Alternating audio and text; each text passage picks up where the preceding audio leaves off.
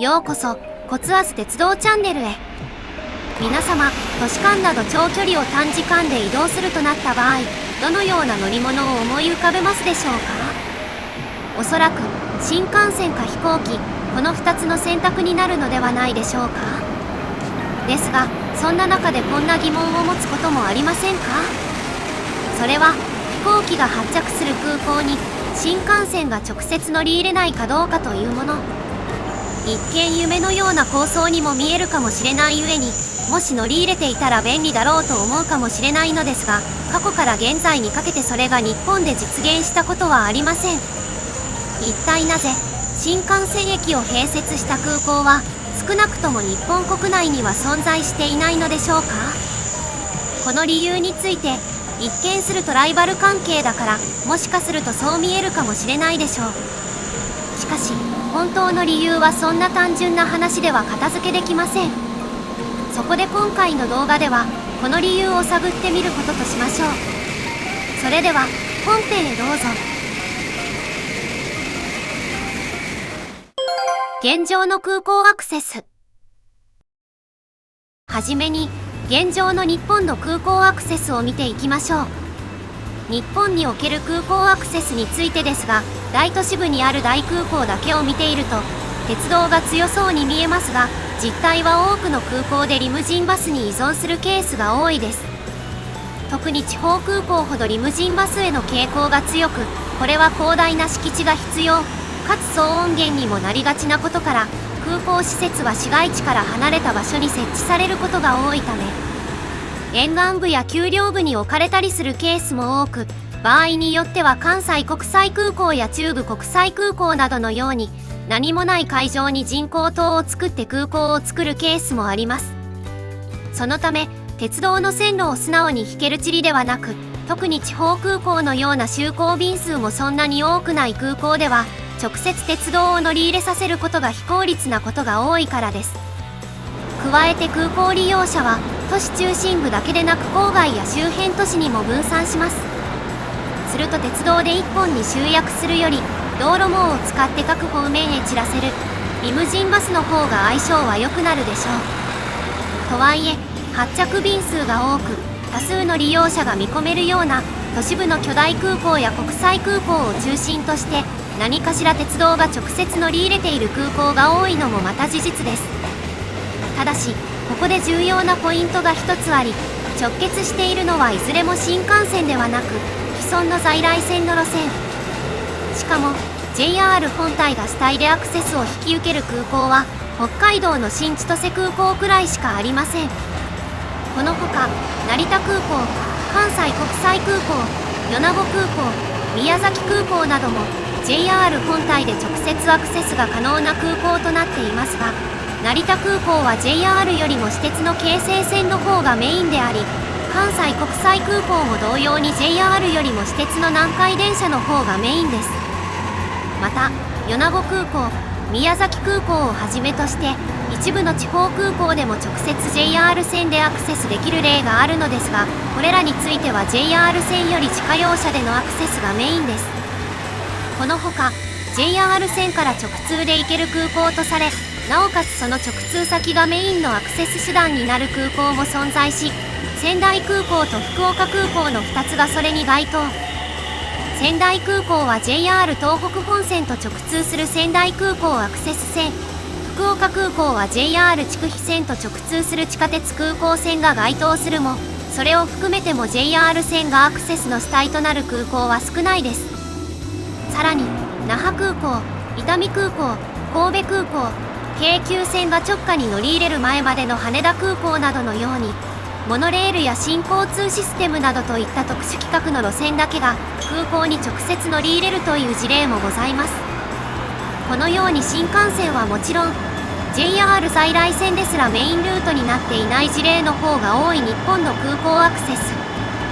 今後 JR 在来線としては羽田空港と熊本空港の2空港へ直接 JR 線が乗り入れる構想が動き出しているのですが、それも新幹線の直通ではなく在来線の直通となっています。一体なぜ新幹線が直接乗り入れる構想がないのでしょうか。なぜ新幹線は空港に直接乗り入れない？さてここからその理由について探っていきましょう。まず、新幹線の本来の役割と空港アクセスは目的が違うという点です。この理由についてですが、新幹線は制度上も設計思想上も都市と都市を結ぶ基幹的な高速輸送として位置づけられている一方で、空港アクセスは空港という端末へ人を運ぶアクセス交通として求められる性格がそもそも別物だからという点にあります。どういうことなのでしょうか？一つずつ紐解いてみていきましょう。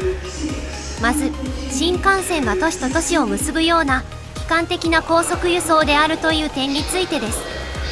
まず新幹線の役目について国土交通省の白書によると、新幹線は我が国の基幹的な高速輸送体系として地域間の移動時間短縮や経済活性化に寄与する存在とされています。つまり新幹線は都市と都市を結ぶ幹線として速達性と大量輸送、そしてネットワーク全体の定時性を高い水準で維持することが価値の中心になるというもの。実際に東海道新幹線の運営を行う JR 東海としても東京、名古屋、大阪の高速大量旅客輸送を使命として明言しており、ここでいう大動脈とはまさに都市間の幹線輸送を指しています。ここでいう新幹線の価値は一本一本の列車が速いこと以上に昼夜問わず高速、高頻度運転を崩さずに回し切ること、すなわち輸送力と安定運行をセットで成立させる点にあるのです。対して空港アクセスはどうでしょうか？一方で空港アクセスは空港という端末に人を運ぶ交通で、国の資料においてもアクセス手段は必ずしも鉄道だけでなくリムジンバス、タクシー、さらには自家用車など複数の手段を組み合わせることが前提になっています。ところで特に巨大な空港のアクセスについてですが、鉄道は大量輸送性や時間信頼性の面で重要だとされつつも、そもそも空港アクセス全体は鉄道1本で完結する設計ではなく、需要のばらつきを複数の手段で吸収する思想で成り立っています。さらに空港アクセスという観点の公共交通機関は、利用者が求める価値の中身も新幹線とは少し違います。成田空港の利用者調査を使った国交省の資料においては、アクセスに求められる要素として、早い、便利に続き、日本人は乗り換えが少ないという項目を重要視し、外国人は分かりやすいという項目を重要視することが示されています。この観点から考察すると、空港アクセスは速さだけでなく、荷物を抱えた状態での移動の分かりやすさや乗り換え回数の少なさが満足度を左右しやすいわけです。ここで目的のズレが露出します。新幹線は都市間の幹線として途中の停車や分岐を増やさず、ダイヤを固く保つほど強くなるといえる公共交通機関です。ところが空港アクセスは出発地が一極に収束しにくく、早朝深夜の利用も含めて多様な流動を相手にするため、新幹線ではなく都市鉄道や在来線、あるいはリムジンバスと組み合わせて柔軟に受け止めた方が設計しやすい。実際に成田空港のアクセス交通等実態調査でも、出発旅客への調査で出発地点や利用手段を確認する形になっており、需要が複数あることを前提に設計や議論が交わされています。要するに、新幹線は都市間の幹線として全体最適を取りに行く交通で、空港アクセスは端末に向かう個別最適の要素が強い交通です。この目的の違いがある以上、空港アクセスを強化したい場面でも、都市間を高速で担う新幹線を伸ばすより、既存の在来線ネットワークや都市交通を太くして直通性を上げる方が、理屈としても実務としても自然な解になりやすいのです。次に、線形条件と空港立地が致命的に合わないことが多い点です。まず、新幹線は高速走行を前提にする以上、カーブと勾配に強い縛りがかかります。都市部以外の区間における新幹線の最小曲線半径は、最初に作られた東海道新幹線は2500メートル以上を基準にしており、その後に建設された山陽新幹線をはじめとして、それ以外の新幹線はより広い4000メートル以上を基本としています。さらに最急勾配は基本的に15%ミル以内。最近では九州新幹線などで35%ミルという急勾配があるなど、それ以上の急勾配を許容する路線も多数見られますが、これらはあくまでも例外措置であることを押さえておく必要があります。ここで重要なのは、法律や省令に出てくる最低基準の話と、実際に新幹線の価値である高速性を成立させる設計値は別物であること。土地や地形の関係から究極線にせざるを得ない区間では、半径400メートルまで許容されるケースもあるほか、脱線防止ガードとの併用で半径200メートルの究極線を作ることも可能ですが、もし急カーブをふんだんに作ることを許容してしまえば、カーブ通過時に通過速度を大きく落とす必要がより多く発生し、安定した高速走行という新幹線としての強みが薄れます。一方で空港は、用地の広さや航空機からの騒音問題、さらに近年では高さ制限による超高層ビルの作りにくさなどから、基本的に市街地のど真ん中に置くことは難しいです。そのため、基本的には沿岸部や内陸部、埋め立て地などに立地し、特に世界初の事例となった関西国際空港を代表に、中部国際空港や北九州空港、神戸空港などのように、元の陸地から離れた何もない海に人工島を造成して、そこに空港を作るということをやってのけた空港もあるほどです。そして、この海側、郊外にあることが多い空港の立地と、緩いカーブと緩い勾配を長く保ちたい新幹線の線形条件、実は絶妙に噛み合いにくい条件だったりするのです。空港に近づこうとして線形を曲げれば速度を落とす区間が生まれ、空港駅を新設しても所要時間短縮効果が薄くなります。逆に、新幹線の高速化に必要な線形を守ろうとすると、空港ターミナル直下に駅を置くのが難しくなってしまい、結局は空港から離れた場所に駅ができてしまうことで、最後はシャトルバスや別の連絡鉄道で接続する形になりがちです。空港直下のリーレ前の京成線初代成田空港駅、現在の東成田駅からの成田空港アクセスを想像すれば分かりやすいでしょう。さらに人工島に設けられた関空などの場合は、鉄道そのものを島へ渡すために長大橋や海底トンネル級の構造物が必要になり、ただでさえ高い建設費が一段跳ね上がってしまいます。そのため、もし空港まで新幹線を伸ばそうと思っても、既存の在来線などのように終点となりがち。だったら新幹線の終点に空港を置けばいいのではと思うかもしれません。ですが、それはここまで述べたような立地条件のほか、これから述べるその他の理由なども絡み合った結果、新幹線の空港延伸が得策ではないという判断になってしまいます。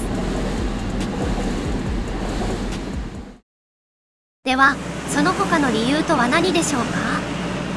ここで航空と新幹線は競合と補完の微妙な関係にあるという点も非常に重要な事柄であると考えることができます。ところで、航空と新幹線が真正面から競合するのは都市中心部同士を結ぶ幹線で、かつ需要が太い区間です。その上で、新幹線も航空も一定の競争力を有する東京、大阪、岡山、広島間の東海道、山陽新幹線と羽田、伊丹便、羽田、岡山便、羽田、広島便などの航空路線、東京、秋田間の秋田新幹線と東京、秋田便の航空路線など、航空と新幹線がちょうどいい範囲内に入る路線群では、航空と新幹線が競合していることを伺うことができます。つまり、サービス改善や運賃政策、空港側の供給条件などで、両者は客を奪い合う関係になり得るのです。そして、この奪い合いこそが空港直結新幹線の採算を難しくします。空港直結を実現すると、空港アクセス需要だけでなく、短中距離の航空需要そのものを新幹線が吸う可能性が高いからです。すると航空会社は便数調整を行わなければならず、空港側も国内線の搭乗者減による空港利用料金減少という形で、新幹線を直通させることによる収益が悪化してしまうことになります。しかも、新規路線や新駅などの要素は固定費の塊なので、需要を少し読み違うだけで回収計画が崩れやすくなります。それなのに競合が起きるほど相手の供給が変化して需要予測がさらに不安定になってしまうことなどもあって、新幹線側、航空側双方にとってメリットがないことが分かります。一方で競合だけでは終わりません。航空と新幹線、つまり高速鉄道は補完に回ると急に相性が良くなります。その典型例としてハブ空港へのフィーダー、つまり長距離国際線に接続するための地上アクセスとして鉄道を組み込み、航空が得意な長距離に集中する形にすることです。このようなやり方は欧州で実際に事例が存在し、鉄道区間を航空券と一体で販売するレール&フライのような仕組みにより、高速鉄道が空港への集客装置として機能しています。直近でも ANA も所属するスターアライアンスがオーストリア・ウィーン空港で鉄道乗り継ぎを含む連携を拡大し、1枚の航空券で空と鉄道をつなぐ方向へ進めています。研究面でも高速鉄道が国際航空需要のフィーダーとして機能し得ることや、空港混雑の緩和に寄与し得ることが論じられています。ただしこの補完関係を成立させるには条件があります。航空券と鉄道の一体販売、ダイヤ接続、遅延時の扱い、さらに手荷物やチェックイン連携まで含めた同じ商品にしないと、乗り継ぎを面倒だと感じて分断されたままになります。補完が成立しない状態で空港直結新幹線だけを作ると、起きるのは協業ではなく競合の増幅になってしまいかねず、それは結果として航空側の収益と空港側の収益を揺らしつつ、鉄道側も巨大固定費の回収に対して必要な需要を安定的に確保しにくくなります。結局ここが競合と補完が紙一重というポイントで、採算性の問題につながってしまうという観点が、空港直結の新幹線駅が生まれにくいと言えるポイントなのです。そして最後に、空港需要は想像以上に分散しているという点、空港に向かう人の流れが一本の太い線に収束しにくい要素です。都市間移動のように出発地と目的地が駅に集まりやすい新幹線をはじめとした鉄道など陸上の交通とは違い、空港アクセスは出発地や目的地が都心一極になりにくく、利用者の居住地や滞在地が広域に散らばります。さらに荷物の有無や人数構成、早朝深夜の便の利用などで選ばれる交通手段を分かれるというのも重要です。その結果、空港アクセスは最初から鉄道だけ、一本の路線だけで吸い上げる前提になりにくい構造です。国土交通省の資料でも空港アクセス交通手段について、鉄道、バス、タクシー、自家用車など複数が並立する前提で整理され、手段ごとの特性比較が示されています。つまり分散を前提に最適解が組み合わされているわけです。分散は数字でも確認できます。国土交通省による成田空港のアクセス実態調査では、アクセス手段が鉄道、バス、自家用車などに分かれ、これは年次によって比率が動くことも示されています。実際に成田空港では2018年から2024年にかけて鉄道の割合が 46% から 56% へと10ポイント増加したのに対し、バスは 35% から 24% へと大きく減少しています。そしてこの割合について、鉄道類の割合が増える年もあれば自動車類の割合が下がる年もあり、需要は固定ではありません。しかも成田は鉄道が強いと言われがちですが、このような動態は鉄道とリムジンバスで約8割を占めつつも、その手段が完全に一本化されていないことが分かります。ここで重要なのは、鉄道が一定の比率を持っていたとしても、それが単一路線に集約されるとは限らない点です。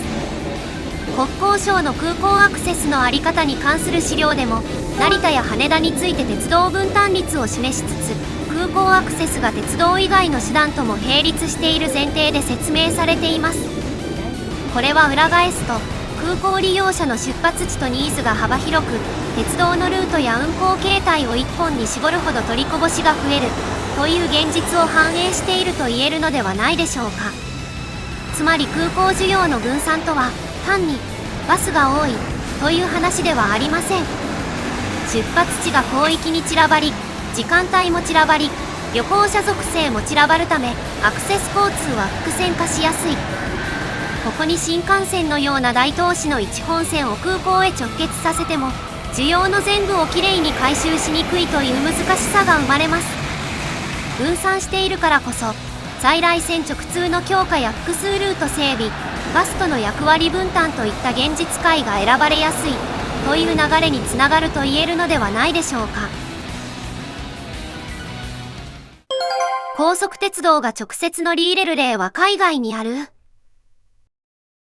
このような理由から日本では新幹線の空港直結は実現していません。では海外では高速鉄道と空港の直結は実現しているのでしょうか。ここからは海外の事例を見ながら日本で実現可能かどうかの可能性を見ていきましょう。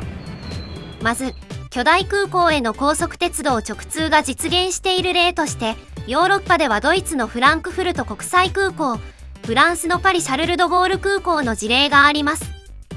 フランクフルト国際空港には1999年より ICE など長距離列車が主に使用する空港至近距離にある駅である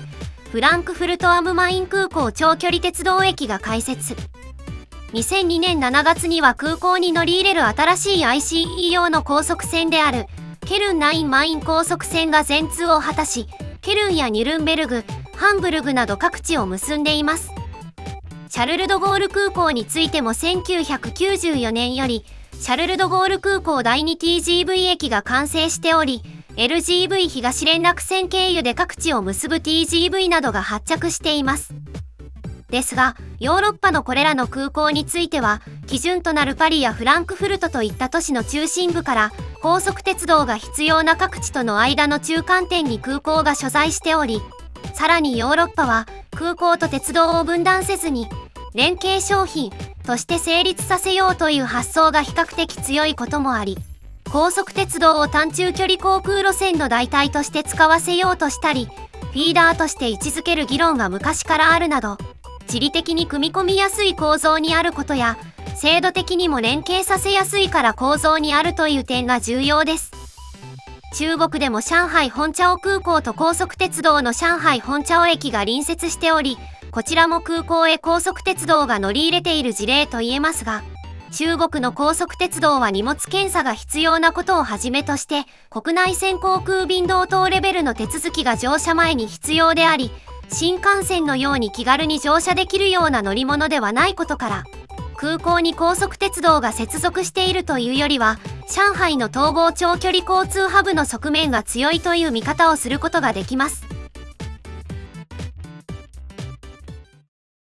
では日本の空港と近い事例としては何があるのかですが、韓国のインチョン国際空港における事例が近いでしょう。インチョン国際空港は首都ソウル特別市の隣であるインチョン広域市、しかもインチョンの中心市街地からも離れた地理にある空港で、地理的条件で言えば羽田空港や関空などと同じ立地です。そんなインチョン国際空港には2014年6月よりスセク直結線及びエイレックスが走行する空港鉄道のインチョン国際空港線を介して韓国高速鉄道 KTX の直通が始まりましたが、利用者低迷を理由に2018年3月を最後に KTX の直通は停止、そのまま同年9月に正式に廃止されてしまったのでした。ところで、なぜ KTX のインチョン国際空港直通は失敗したのでしょう？公式説明としては一貫して利用者が少なすぎたことが挙げられています。ですが、その背景としては何があるのでしょうか？背景として読み取りやすいのは空港アクセスという目的で、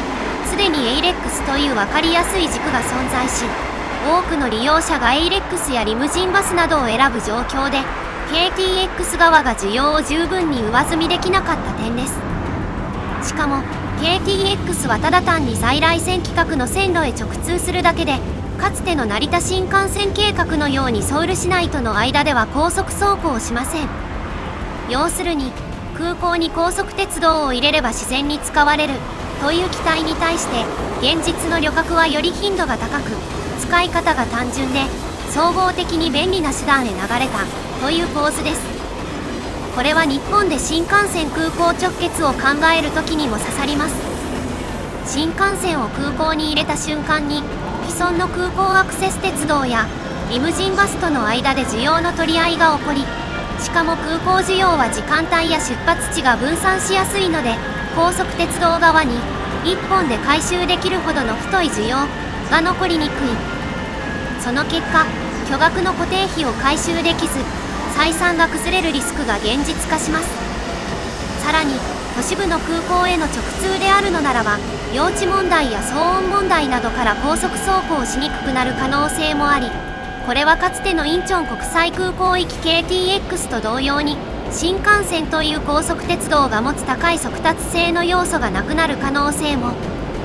最高速度160キロ走行が売りの成田スカイアクセス線のように、できてもごく一部の区間でしか高速走行できない可能性もあるでしょう。インチョン国際空港の KTX 直通が失敗したという点は、そのようなリスクが表に出た例として非常に使いやすい事例の一つであり、同時に日本の空港へ新幹線を直通させる意味がないとして、実現が無理だと言いやすい事例の一つであると言えるでしょう。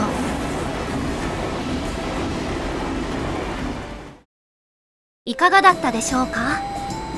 今回は新幹線が空港へ直結しない理由というテーマで、いくつかの理由からその理由を掘り下げつつ、海外の事例も交えながら理由について紹介していきました。ところで、計画や構想はありつつも実現に至っていない、または計画が中止された空港直結新幹線というのもあり、